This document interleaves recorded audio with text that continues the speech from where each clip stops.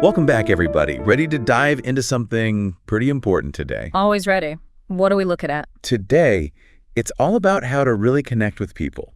That sounds right up my alley. We're going deep with John C. Maxwell's Everyone Communicates, Few Connect. Ah, classic Maxwell. It's all about going way beyond just, talking and making a real impact on the folks around you. Yeah. It's funny. We use the words communication and connection almost like they're the same thing. Right.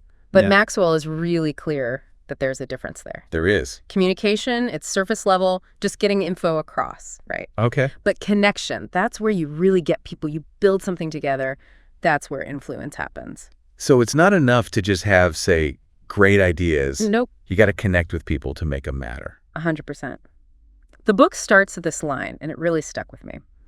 The ability to communicate and connect with others is a major determining factor in reaching your potential. That's powerful. Right. Think about it. Most things we want to achieve involve others. Yeah. Teamwork at work, family, even just friends. Connection. It's the key. Okay, I'm on board. But how do we get there? How do we move from talking at people to really connecting with them? Maxwell says it starts with your mindset. Okay. Shift away from what he calls the toddler mindset. Toddler. It's all about me, me, me. You have to grow up a little, see things from others' points of view. So ditch the tantrums, get a little more mature. Exactly. Yeah. And that's not just like being polite. Okay. It's truly thinking about the person you're talking to, their needs, where they're coming from. I see. Maxwell points out that everyone's asking these three questions, subconsciously when they meet someone. Wow. Do you care for me? Can you help me? And can I trust you? Wow. That's a lot to think about. It is. But it makes sense, though. If someone doesn't feel like I care or trust me or that I can help, why would they want to connect? Exactly. And here's the thing. It's not just about the words we say.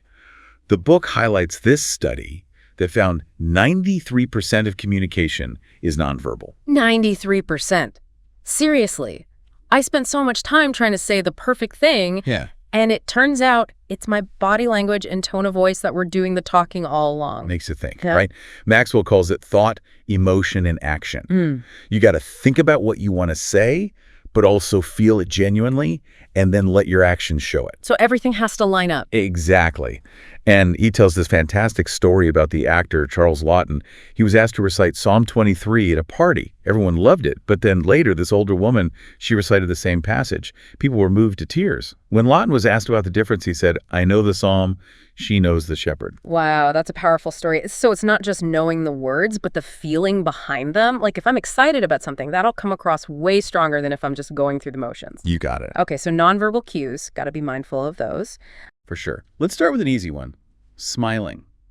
I never thought much about smiling. Until third grade, I remember looking in the mirror and thinking, wow, I am not a handsome kid. But then I smiled, and it actually helped. You see, a smile can really change the whole mood. You instantly seem more approachable, friendly. That's so true. Something else I had to learn the hard way was the power of posture. You're not going to believe this, but I learned it because of a back injury. Okay, now you got to tell me more about this. I had this big speech to give, but I was in so much pain I had to sit on a stool, couldn't stand. And you know what? Being forced into that more open posture, it actually made me feel more connected with the audience. That's fascinating. It shows how even a physical limitation can change how we communicate. And this actually fits perfectly with what Maxwell says about creating the right environment for connection. Ew. He talks about how Jay Leno, when he took over The Tonight Show, he actually redesigned the set Really? to be closer to the audience. Might seem small, but it made things way more intimate. So we've talked about focusing on the other person, being aware of how we're coming across nonverbally, but there's this one thing I've learned about connection, and nobody really talks about it. Oh, I'm all ears. It takes energy. It really does. Think about, have you ever been, stuck at a green light? Oh. Someone in front of you just can't get going. The worst. The more they panic, the more they rush, the less likely they are to actually move. Right. Connecting, it's kind of like that. Interesting. It needs that calm energy, focus. That's a great way to put it. It reminds me of Maxwell's 4 unpardonable sins of a communicator. Oh, yeah. Unprepared, uncommitted, uninteresting, or uncomfortable. 3 of those, straight up low energy. You're right. If you're not prepared or committed, how can you expect to be engaging? Exactly. But here's the good news. We can get that energy up. Okay, how? First, be prepared. Yeah. The more you know your stuff, the more confident you'll feel. Enthusiasm comes naturally. Yeah. Preparation, it's like the work no one sees. But it makes everything seem effortless. Exactly. And then patience. Don't rush things. Mm. Rushing actually makes it harder to connect. It's like trying to force a friendship. It just doesn't work. Like those intense summer camp friendships. Right. Real connection. It takes time to build. And lastly, to boost your energy, focus on being a giver. A giver. When you're genuinely trying to add value to the other person, it creates this positive loop. You both get energized. I like that. Okay, so energy is key. Got it. But I gotta admit something. I used to think connecting was all about personality. You're either a people person or you're not. But a friend, they really challenged me on that. They said it's more about attitude. And Maxwell seems to agree. He tells stories of people who maybe aren't naturally outgoing, but they become amazing connectors because of their attitude. Because they're willing to put in the effort. Exactly. He even talks about Charlie Wetzel, his writer. Oh, cool. And Wetzel gives this behind-the-scenes look at how great communicators connect through their writing. Love getting those insider insights. What did he see? He noticed 5 common qualities in all the great communicators he worked with. Care listening? Confidence, clarity, humor, focusing on others, and storytelling. Those apply to any kind of communication, right? Not just writing. Absolutely. And they all come back to being other-focused. I see that. Confidence, it makes people feel secure. Clarity, it helps them get your message. Humor makes things enjoyable. Storytelling, it makes it relatable. Okay, this all makes sense, but what about those times when you feel like you're talking but not connecting? Like you're on totally different wavelengths? Ah, the classic communication breakdown. Happens to the best of us. Maxwell says finding common ground, that's the key to bridging that gap. Yeah, makes sense. But sometimes it feels like there's all these barriers in the way. Invisible walls. He talks about some common pitfalls we fall into. First, assumptions. You think you know what the other person's thinking, but you don't. Oh, I do that. He tells this hilarious story about a cookie thief on a plane.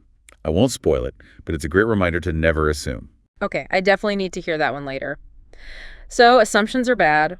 What else gets in the way? Well, there's self-absorption. Self-absorption. You're so focused on yourself, you completely miss what the other person is trying to say. Right. And then there's isolation.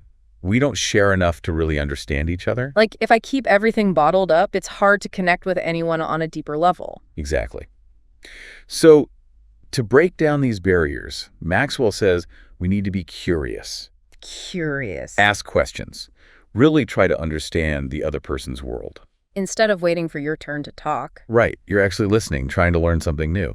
Then there's thoughtfulness. Thoughtfulness. Making an effort to show you care, thanking people, appreciating them. Little things go a long way. Like that friend who always remembers your birthday or sends a funny meme when you're down. Exactly. And finally, humility. Sharing our failures, being relatable. It might sound counterintuitive. It does. But vulnerability makes us seem more human. Helps us connect. Makes sense. Speaking of keeping things simple, I used to get hung up on that with my writing. Oh, yeah? I thought it meant I wasn't good enough. But then someone told me my writing was too simple, and it was a compliment. That's great. And Maxwell, he quotes Einstein on this.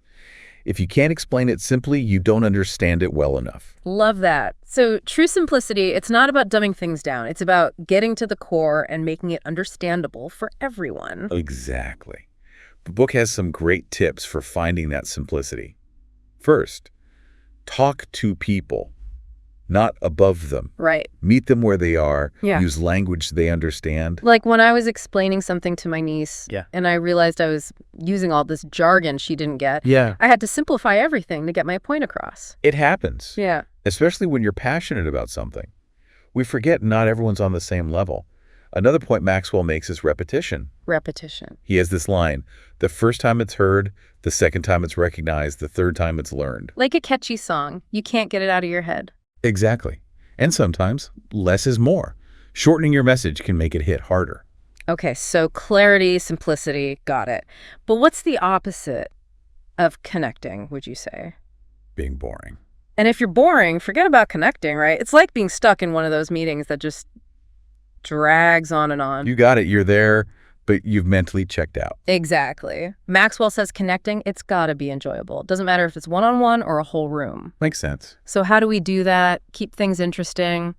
Any tips, especially for those of us who aren't natural comedians. Well, the first thing, let your enthusiasm show. Okay. Your passion, it rubs off on people. It's like that friend who gets so excited about a new hobby, you can't help but get interested too.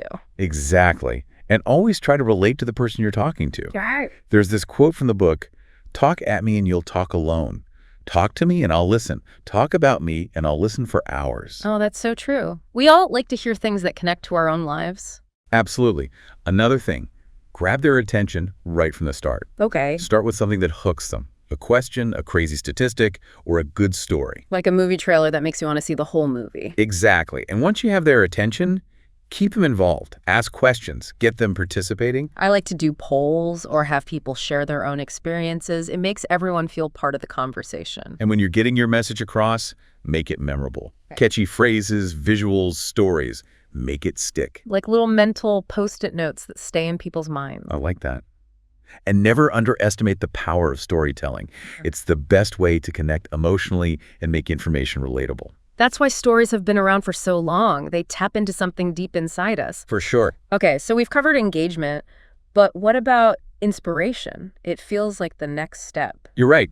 It's not just getting attention, it's getting people to act. Exactly. The book quotes Bill Hybels. Yeah. He talks about the huge difference between motivated and unmotivated employees. Right. Maxwell has this inspiration equation.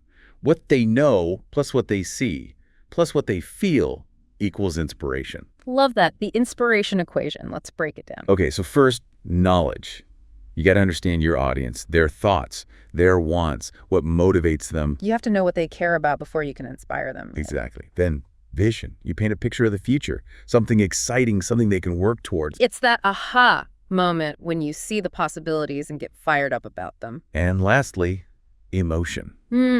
Connect with people on a deeper level, build their confidence, and make them believe they can achieve that vision. That's where authenticity comes in. Being real, sharing your own ups and downs, it makes you relatable. Absolutely. And the book has so many great examples of inspiring leaders who've done just that. It shows us that inspiration isn't some magical gift. It's something we can all work on. So we've covered a lot, from ditching that toddler mindset to inspiring others to action. But the one thing I hope people take away is that connecting, it's a skill. It's not about luck. We can all get better at it. I agree. And it starts with being genuine. Be yourself. Embrace those imperfections. Live by your values. That's how you build real connections. And those connections, they're what make life meaningful. They bring us joy, support, that sense of belonging. Well said. So as we wrap up our deep dive into connection, we want to leave you with one last thought. Think of it as a challenge. What's one thing you can do today to connect more authentically with yourself? Maybe take a few minutes to just reflect. Practice some gratitude, call a loved one. It doesn't have to be a big thing, just a small step towards connecting with who you are. Because when you connect with yourself, it becomes easier to connect with everyone else. It all goes back to that idea that everyone communicates, but few truly connect. And those who do, they can make a real difference. So go out there and connect with yourself, with others, with the world. And until next time, happy diving.